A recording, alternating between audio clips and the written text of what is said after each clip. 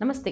Welcome to our channel. మనతో పాటు ప్రస్తుతం అయితే ఐకాన్ ఆస్ట్రాలజర్ గట్టుపల్లి సురేష్ బాబు గారు ఉన్నారు. అన్నతోనైతే మాట్లాడదాం. అన్న నమస్తే అన్న. జై శ్రీమన్నారాయణ. ఎలా ఉన్నారన్న? బాగున్నానమ్మా. అయితే ఇటీవల కాలంలో అంటే ఇప్పుడు ఈ 1 మంత్ నుంచి మనమైతే ఒకరి పేరైతే వింటున్నాము. ఏంది అనంటే మణిదీపేశ్వరి మాత అని వింటున్నాము. ఆమెకి అమ్మవారు రావడం అనేది, ఆ జ్యోతి గారి గురించి మొత్తం వింటున్నాం. అసలుకదంతా నిజమంటారా? ఇక్కడ మనము ఒకటండి, కలియుగమే నిజం కాదు. అంతే. కలియుగమే నిజం కాదు. కలియుగంలో మనం అందరూ జీవిస్తున్నాం అంటే మాయ.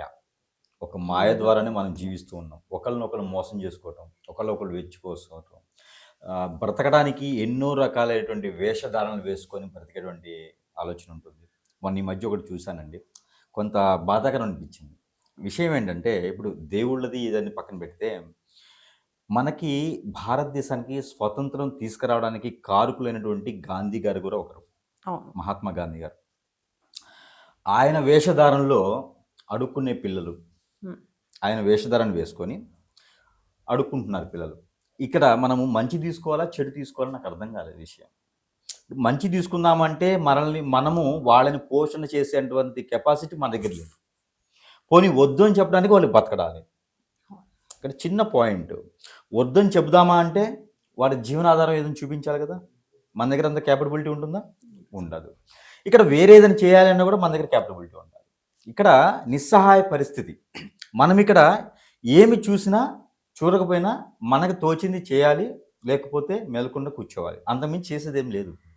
ఇక ప్రభుత్వాల దగ్గరికి వస్తే, ప్రభుత్వాలు ప్రజలకి ఏదైనా చేయాలి అంటే, ఇది బాగా గమనించుకుంటూ ఉండాలి మనం. ప్రభుత్వాలు ప్రజలకి ఏమైనా చేయాలి అంటే పథకాలు తీసుకొస్తారు. ఆ పథకాలు అమలు చేయాలంటే అప్పు తీసుకొస్తారు కదా. అదే ఏదన్నా ప్రాజెక్ట్స్ కోసమో, అదే ఏదన్నా వాళ్ళు ఏదన్నా ఎలిగేషన్స్ తీసుకోవడానికి అయితే కేంద్ర ప్రభుత్వం నుంచి వచ్చేటువంటి డబ్బుని స్వాహా చేస్తారు. అంతేగా జరుగుతుంది.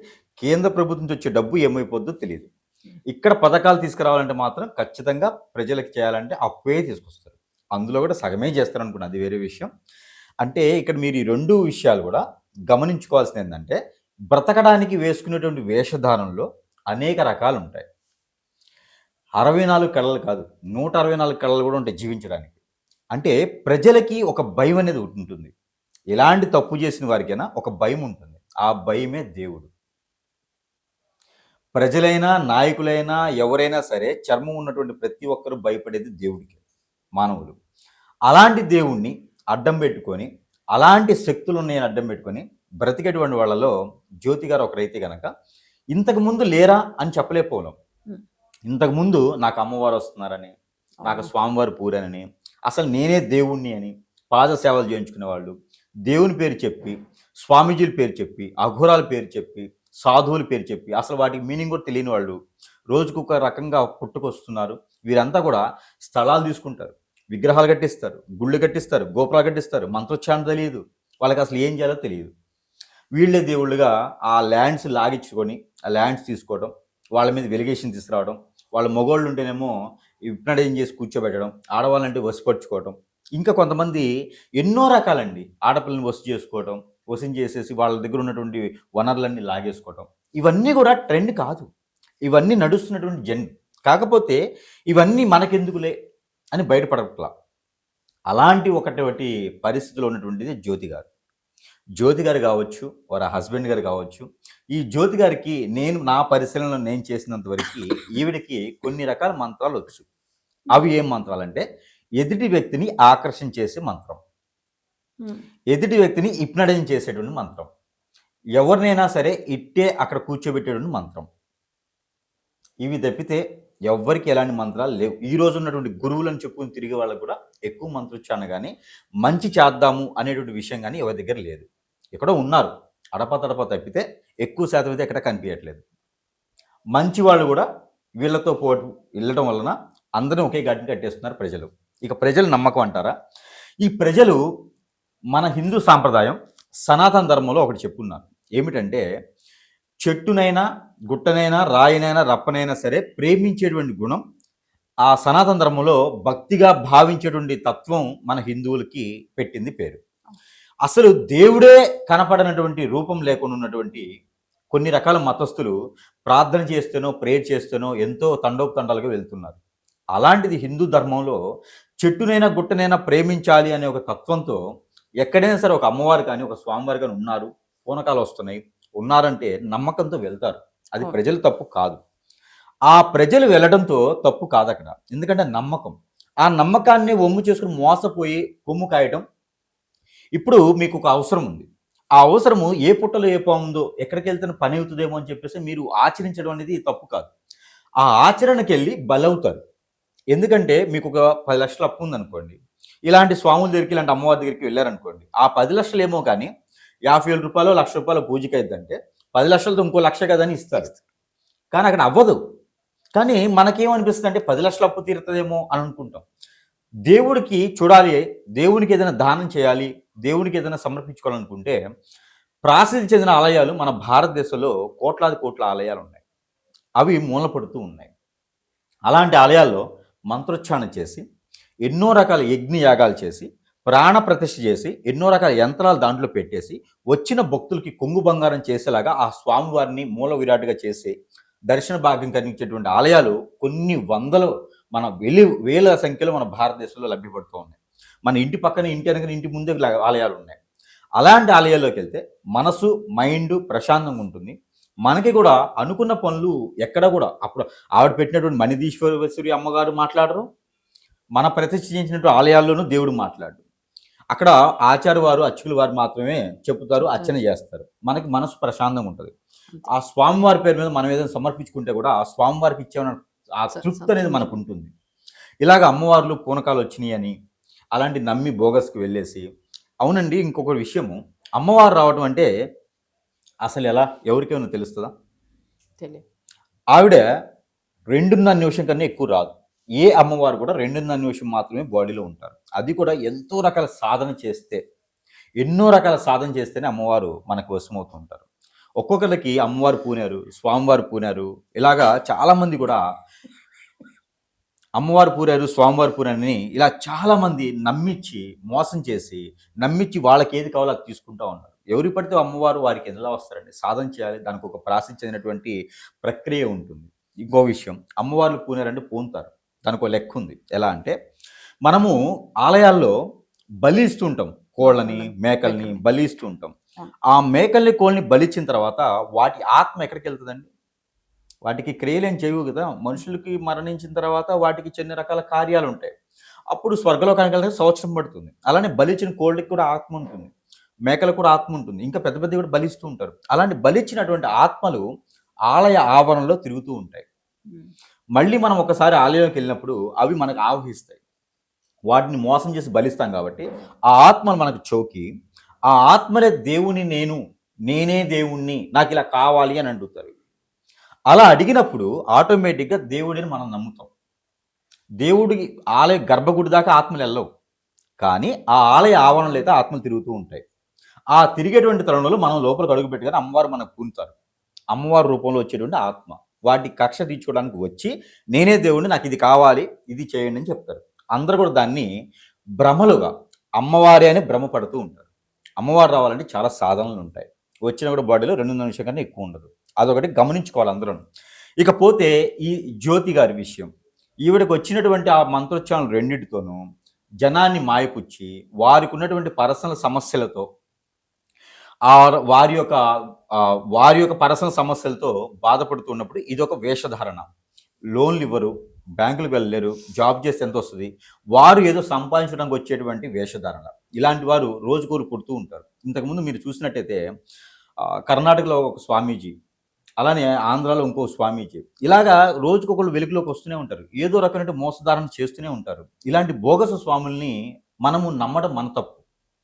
మన తప్పు అంటే ఇక్కడ మనం మంచి కోసం వెళ్తున్నాం. ఏదో అతని దగ్గరికి వెళ్తే మంచి జరుగుతదేమో అని వెళ్తున్నాం. కానీ అక్కడ వెళ్ళిన తర్వాత మనకు తెలుస్తుంది. అప్పటికి మనం హిప్నటిజం అయిపోతున్నాం. హ్మ్. ఇక ఏ చిన్న కార్యం కావాలన్నా వారే గుర్తు వస్తారు. వారి దగ్గరికే వెళ్ళాలి. వారే చేయాలి అనే టైప్‌కి మనం దిగజారిపోతాం. కాబట్టి ఇలాంటి నమ్మేయటానికి లేదు. మరొక విషయం ఏందంటే, అలాంటి విగ్రహాలు పెట్టిచ్చేసి ఇప్పుడు మనకి దుర్గామాత విగ్రహాలు వీధుల్లో పెడుతూ ఉంటాం దసరా అప్పుడు. దసరా వినాయక చవితి అప్పుడు విగ్రహాలు పెడుతూ ఉంటాం. వాటికి ఎంత ఉంటుందండి పవరు? మన సంతృప్తి కోసం పూజలు చేసి చివరికి ఏం చేస్తాం? నిమజ్జనం అనేది చేస్తాం. నిమజ్జనం చేస్తాం. ఇంకా మీరు హోమం గాని, యజ్ఞం గాని, యాగం గాని, పూజ గాని, అర్చన గాని, అభిషేకం గాని కావాలన్నప్పుడు ఎక్కడికెళ్తారు మీరు? గుడికి వెళ్తాం. ఆలయానికి వెళ్తాం, చేసుకుంటాం. అక్కడ మంత్రోచ్చరణ చేసి పంతులు వారు ఉంటారు. దానాలు కావాలన్న నవగ్రహాలు ఉంటాయి. ప్రశాంతం చేసుకుంటే మనకు మైండ్ ప్రశాంతంగా ఉంటుంది, మనసు ప్రశాంతంగా ఉంటుంది. ఇంకా అంతకుమించి విగ్రహాలు కొత్తయి ఏంటి? ఎందుకు అవసరం? ఇక్కడ ఇంకో విషయం మనకి, అసలు మణిదీపం అమ్మవారు అసలు అమ్మవారేనా? హ్మ్. అసలు అమ్మవారి రూపం ఉందా? అసలు అమ్మవారు ఎక్కడైనా ప్రాసిద్ధి ఉందా? ప్రతిష్ఠ ఉందా? లేదు. అసలు మణిదీపం అనేది అసలు ఏంటి? మణిద్వీపం అంటున్నారు. ఆడెక్కడి నుంచి వచ్చింది కొత్త అమ్మవారు? ఈ రోజుల్లో నేను గమనించింది ఏంటంటే, ప్రతి మనిషి ఏదో ఒక బుక్ నాలెడ్జ్‌తో ఒక అమ్మవారినో, స్వామివారినో సృష్టిస్తున్నారు. సృష్టించి ఎక్కడో మనకు తెలియనటువంటి ప్రదేశాల్లో ఉన్నది అని చెప్పి ఇక్కడ పూజించి అదో రకమైనటువంటి డబ్బు సంపాదించుకునే విధంగా ఒకటి. మరోటి మణిదీపం అంటే అర్థం ఏంటి అంటే, మణిదీపం అంటే మీనింగు కవచకుండకం అని. మనకి కన్నుడికి కవచకుండలు ఉండేవి. అదేవిధంగా మణిదీపం అంటే మనకి ప్రాసి చెందినటువంటి అష్టాదశ పీఠాల్లో ఈ అష్టాదశ పీఠాల్లో ఉన్నటువంటి అమ్మవార్లు ఉంటారు. వారికి మణిదీపం ఉంటుంది. మణిదీపం అంటే మానవులకి ముచ్చిన గుంత అని అర్థం. మనకి చిన్న మెదడు అంటారు కదా, ఈ చిన్న మెదడు అని అర్థం. ఈ చిన్న మెదడు మనకి ఎలా ఉంటుందో మన భక్తులందరినీ గుర్తుపెట్టుకునేందుకు మణిదీపేశ్వర్గా అమ్మవారి యొక్క తలపైన సిగపైన ఉంటుంది. ఆ ఆ ఉండేటువంటి రూపమే మణిదీపం. అమ్మవారు కాదు, ఆవిడకి రూపం లేదు. మరొకటి అట్లాగా మణిదీపం అనేది ఒక మనకి కవచకుండకం అంటారనమాట దాన్ని. అక్కడ అమ్మవారికి ఉండడం ద్వారా మనల్ని గుర్తుంచుకుంటూ ఉంటుంది. అక్కడ శక్తి యంత్రం పెడతాం. ఆ శక్తి యంత్రం అక్కడ పెట్టడం ద్వారా మనం వెళ్ళాము అని మన పూర్వీకులందరికీ మీ మనవడు వచ్చాడు, మీ ముది మనవడు వచ్చాడు, మీ మనవరాలు వచ్చింది, పెళ్లి కావాలంట అని చెప్పి మా పూర్వీకులు చెప్తుంది. అప్పుడు వాళ్ళు దీవిస్తారు మనల్ని. పితృదోషాలు అలా పోతాయి. అంటే ఇక్కడ దేవుని దర్శనం చేసుకున్నామంటే అక్కడ అయిపోదు. దానికి చాలా పెద్ద స్టోరీ, కథ, దానికి ఒక నియమం ఉంటుంది. సనాతన ధర్మంలో ఇన్ని నియమాలు ఉన్నాయి. గుడికి ఆలయానికి వెళ్ళాలంటే ఎంతో నియమంతో వెళ్ళాలి. అలాంటి మణిదీపేశ్వరి అని చెప్పేసి మణిదీపం అనేది అమ్మవారు లేరు. శక్తిపీఠాల్లో అది కేవలం ముచ్చెన గుంత అంటారు. ఇక్కడ మనకి సిగలోపు ఉంటుంది. ఆవిడ జ్ఞాపక శక్తి కోసం, పాజిటివ్ అవ్వటం కోసం, వచ్చిన భక్తులకి కొంగు బంగారం చేయడం కోసం ఆ మణిదీపం అనేది ఇంకో విషయం. కాలానికి అనుకూలంగా, కాలానికి తగ్గట్టుగా ఆ మణిదీపం అనేది కలర్ మారుతుంది. అజిరే మనకి వజ్ర వైడూరి మణి మాణిక్యాలు అంటారు, మెరుస్తూ ఉంటాయి.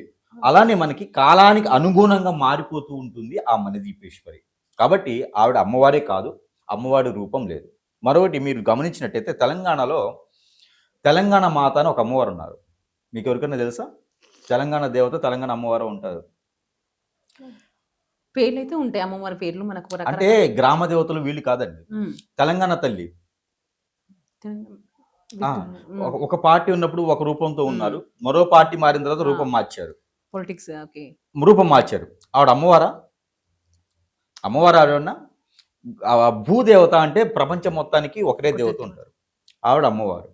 కానీ తెలంగాణ దేవత, ఆంధ్ర దేవత, తమిళనాడు దేవత ఉన్నారు కదా, వాళ్ళు ఉన్నారు. అమ్మవార్లు కాదు.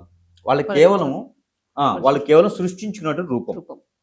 కదా! అంతే. అలానే మణిదీపేశ్వరి కూడా వారు పెట్టుకున్నటువంటి పేరు, వారు సృష్టించుకున్నటువంటి రూపం. అంతకు మించి అసలు అమ్మవారే కాదు, అమ్మవారే లేరు. అలాంటి లేనమ్మవారు పూనారు, లేనమ్మవారు వచ్చారు అంటే వారికి ఏదైనా మంత్రోచ్చారణ చేసేటప్పుడు నెగిటివిటీ మంత్రాలు కొన్ని ఉంటాయి. మంత్రము, తంత్రము. హ్మ్. తంత్రము నేర్చుకునేటప్పుడు కొంతమందిలో ఏమైద్దంటే పిచ్చెక్కిద్ది. కొంతమందిలో నేనే దేవుడిని అనిపిస్తుంది. కొంతమందిలో ఒక్కొక్క రకమైన పిచ్చెక్కేసి నాకు అమ్మవారు కనిపిస్తున్నారు, నాకు స్వామివారు కనిపిస్తున్నారు, అక్కడ గుడి కట్టండి, ఇక్కడ విగ్రహాలు కట్టండి అని చెప్పేసని దాన్ని గుంజేసే విధంగా ఉంటుంది. అది ఆవిడ తప్పని నేను అన్నాను. ఎందుకంటే ఇప్పటివరకు బాగానే బతికింది పాపం. ఇలాంటి వాళ్ళకి మంచి సైకాలజిస్ట్ చూపిస్తే చాలా నయం అయితే అవుతుంది. మరొకటి ఈ మిత్రులు, మీడియా మిత్రులు వెళ్ళినప్పుడు వారి మీద కేసు పెట్టడం కానివ్వండి, ఇంకేదైనా సపోర్ట్ చేసే గురువుల మీద కేసులు పెట్టడం కానివ్వండి చేస్తే అది శాశ్వత కాలం ఉండేటువంటిది కాదు. బెదిరించి ఎంతమందిని తీసుకొస్తారు? బెదిరించి ఎంతమందిని తీసుకురారు కదా! నాకు తెలిసినంత వరకు ఆవిడకి ఏదో రకమైనటువంటి బ్రెయిన్‌లో కొంచెం పిచ్చెక్కినట్టుంది. ఒక పిచ్చివాడు ఎంతమందినైనా పిచ్చివాడని చేయగలుగుతారు. కాబట్టి మన తప్పు కాదండి అది. ప్రజలు వెళ్లారు. అది భక్తి భావంతోనే వెళ్లారు. అది ఒప్పుకోవచ్చు. కానీ ఆ భక్తి భావానికి మోసపూరితంగా చేసేటువంటి వాళ్ళని మాత్రం ఖచ్చితంగా క్షమించడానికి లేదు. ఇది ఇంకొక విషయం ఏందంటే గనక మన భారతదేశంలో హిందూ మతాల మీద జరిగేటువంటి దాడి అని చెప్పొచ్చు ఇలాంటివి కూడా. మరొకటి హిందూ మతస్థులు ఎవరైతే ఉన్నారో దీన్ని మాత్రం ఖచ్చితంగా ఇలాంటి విగ్రహాలు పుట్టిస్తాను, నేను రోజుకో స్వామీజీ వేషం వేస్తానంటే మాత్రము ఇదొక యూనిటీగా ఉండాలి. ప్రభుత్వాలు కూడా దీనికి చొరవ చేసుకోవాలి. ఎందుకంటే వేరే మతాల్లో మనం చూస్తూ ఉన్నాం. ఎవరో వస్తారు, ప్రే చేసి ఓం బూమ్ బుష్ అనగానే 100 మంది పడిపోతూ ఉంటారు. అలాంటి మనం చూస్తూ ఉండి మనం వ్యవతాలు చేస్తూ ఉన్నాం అలాంటి వాళ్ళని. అలాంటి వాళ్ళు ఉన్నటువంటి సమాజంలో హిందూ ధర్మం మీద కొన్ని రకాల వాల్యూస్ ఉన్నాయి.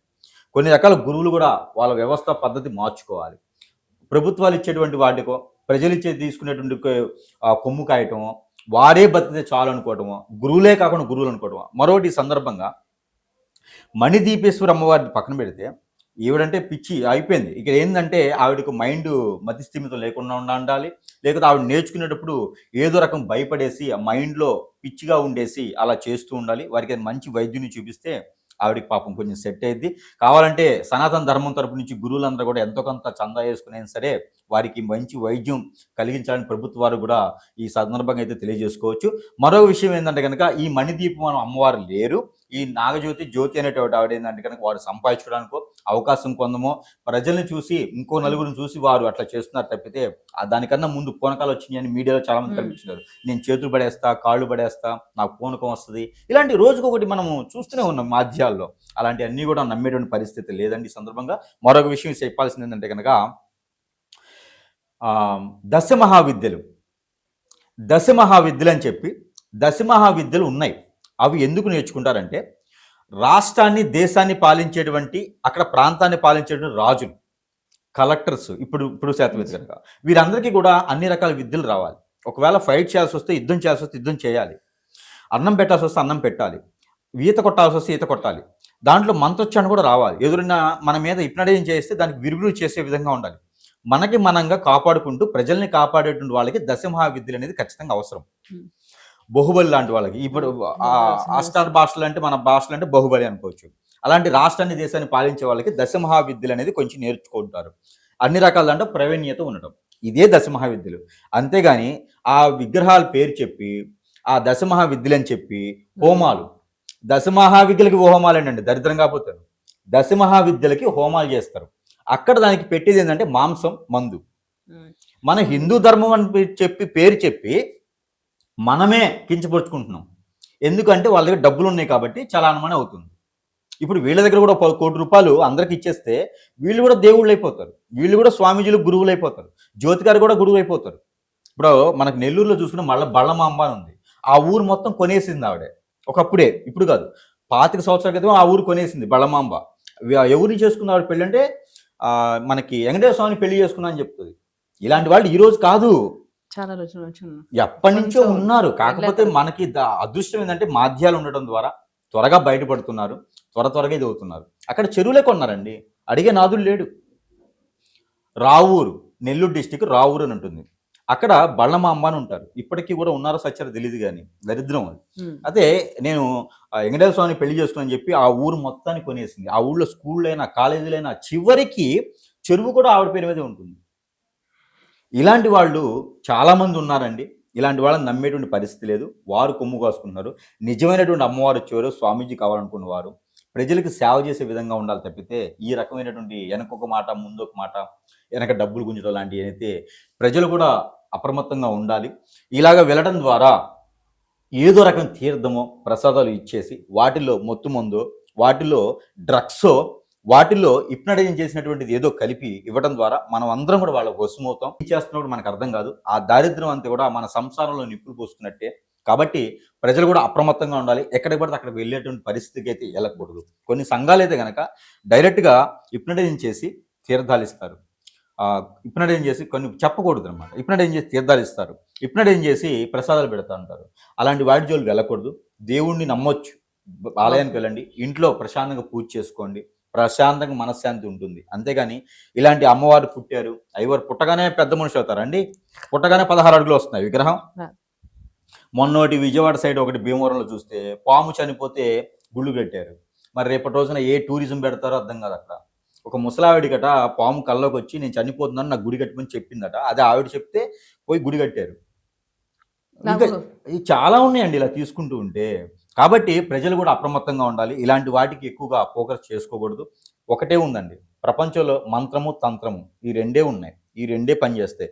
ఈ రెండిట్లో మీకు బాగలేదంటే తంత్రము, బాగుంది అంటే మంత్రం, ఈ రెండే ఉన్నాయి. కాబట్టి ఈ రెండింటికే ఫోకస్ చేయాలి. అడ్డమైనటువంటి గురువులను చెప్పుకునే వాళ్ళని ఇబ్బంది పెట్టకూడదు. అడ్డమైన గురువులని చెప్పుకునే వాళ్ళకి దగ్గరికి వెళ్ళకూడదు. అలాంటి సలహాలు కూడా తీసుకోకూడదు. ఈ దశమహావిద్యలకి యాగాలు హోమాలు చేయించడం ఫేకు. దానికి మాంసాహారం అనేది హిందూ ధర్మంలో లేదు. మందు పెట్టడం అనేది హిందూ ధర్మంలో లేదు. అలాంటి హోమాలు లేవు. 5,00,000 నుంచి 50,000 నుంచి 5,00,000 రూపాయల హోమానికి. ఎందుకయ్యా అంటే మంచి జరుగుతుంది. గుళ్ళోకి వెళ్ళి దానం చేస్తే కూడా మంచి జరుగుతుంది. నవధాన్యాలు దానం చేస్తే కూడా మంచి జరుగుతుంది. ఒక బ్రాహ్మణోత్తముడికి భోజనం పెట్టడం కూడా మంచి జరుగుతుంది. ఒక నలుగురికి సహాయం చేయడం కూడా మంచి జరుగుతుంది. వీడెవడికో సహాయం చేయడం ఏంటండి? వాడెవడో రేంజ్ వరకు వీళ్ళందరూ దానం చేయడం ఏంటండి? నాకు అర్థం కాదు. ఇలాంటివన్నీ కూడా బోగర్స్ అండి. వాళ్ళని పెంచి పోషించడం తప్పితే వేరే ఏమీ లేవు. ఇవాళ జ్యోతి గారు అవుతారు, రేపటి రోజున ఇంకోరు అవుతారు. జ్యోతి గారిని మనం తప్పు పట్టడానికి లేదండి. ఎందుకంటే ప్రజలు అమాయకులు. సో ప్రజల అమాయకత్వాన్ని, ప్రజలకి నమ్మకం ఏంటంటే దేవుడు, ప్రజలకి భయం ఏంటంటే దేవుడు. ఈ వీటిని పెట్టుకొని ఆవిడ సంపాదించడంలో తప్పేం లేదు అందులోను. కాకపోతే అలాంటివి చేయడం ద్వారా ఏంటంటే ప్రజల్లో మరో 10 మందికి అవకాశం ఇచ్చినట్టయింది కాబట్టి అలాంటి వెలుగు తీసాం, అలాంటి బయటపడేయటం, అలాంటి వాటి జోలు వెళ్ళకుండా ఉండడం చాలా మంచిది ఆవిడకి కూడాను. అలాంటి చేసి ఆవిడకి తగులుతాయి పాపాలన్నీ కూడా. ఇప్పుడు మీరున్నారు, నేనున్నానండి. పోయే సోమవారి దగ్గర దానం చేస్తాం, అక్కడ దక్షిణ ఇస్తాం. ఆ దక్షిణ ఏమనుకుని ఇస్తాం? నా కోరిక తీరాలి, నా కష్టాలు పోవాలి, నా దోషాలు పోవాలని ఇస్తాం. ఇచ్చిన తర్వాత నాయి పోతాయి, ఖచ్చితంగా పోతాయి. అవన్నీ ఎవరికి వస్తాయి? అమ్మవారిని చెప్పుకునే వారికి, అలాంటి వాళ్ళకే వస్తాయి. వాళ్ళని పెంచి పోషిస్తారు చూసారా, వాళ్ళకే వస్తాయి. ఆ పాపాలతో తట్టుకోలేరు. ఇప్పుడు ఇలానే అవుతుంది, వైరల్ అవుతారు, ఎక్కువ రోజులు బతకలేరు, ఎక్కువ రోజులు ప్రజల్లో ఉండలేరు. కాబట్టి దయచేసి ఆ జ్యోతి గారికి ఎవరైనా పట్టుకుంటే కనుక, కేసులు పెడితే పెట్టారులే కానీ దరిద్రం, ఎవరైనా పట్టుకుంటే మంచి వైద్యుని చూపిస్తే ఆ మైండ్ సెట్ అనేది సెట్ అయిపోద్ది. లేదు నాలాంటి తంత్రగాళ్ళ దగ్గర తీసుకొస్తే నేను తంత్రం చేస్తా. నాలాంటి వాళ్ళు తీసుకొస్తే ఆవిడకి అసలు ఏం జరిగిందో చూసుకొని, ఆవిడకి నెగిటివ్ ఏమైనా జరిగితే మంత్రం నేర్చుకునేప్పుడు లేదా ఏమైనా చూసి భయపడటం ఉంటే ఆ నెగిటివ్ కనుక తీసేసామనుకోండి, పిచ్చి కాస్త తగ్గుతుంది. అందుకని అప్పుడు ఇబ్బంది లేకుండా ఉంటుంది. ఎందుకంటే మంచి చేసుకోమ్మా అని చెబితే వాళ్ళ మీద కేసు పెట్టి ఉండేదండి, అది కరెక్ట్ కాదు కదా. కాబట్టి ఆవిడ కూడా ఒకసారి ఆలోచించుకోవాలి ఇలాంటివన్నీ కూడా. మరొకరు రేపటి రోజున నేను స్వామీజీని, నేను గురువుని, నేనేదో చేస్తా, నేనే దేవుణ్ణి, నా కాళ్ళకి సేవలు చేయండి, నా పాదాల సేవ చేయండి అంటే ఖచ్చితంగా అలాంటి వాళ్ళందరినీ కూడా ఏరి పెట్టుకొని ప్రభుత్వాలు చొరవ చేసుకొని వారి మీద కూడా ఉక్కుపాదం మోపాలి. లేదంటే మన హిందూ ధర్మానికి ఉన్నటువంటి వాల్యూస్ కొన్ని ఉంటాయి, అవన్నీ కూడా ఈ దరిద్రుల వల్ల అవన్నీ కూడా పోతూ ఉంటాయి. కాబట్టి ఇలాంటి వాళ్ళని అసలు గురువులుగా భావించడం కానీ, వాళ్ళని వెలిగి తీసుకురావడం కానీ, ఇలాంటి వాళ్ళ దగ్గర మనం వెళ్ళడం కానీ చేయకూడదు. అది మనకి చేసుకున్న పాపకర్మలు అంటారు అవి. కాబట్టి అలాంటి ఏం చేయకుండా ఉండాలి. ఈ జ్యోతి గారు కూడా మంచి బుద్ధి పుట్టాలని ఆ దేవుడిని కోరుకుందాం మనస్ఫూర్తిగా.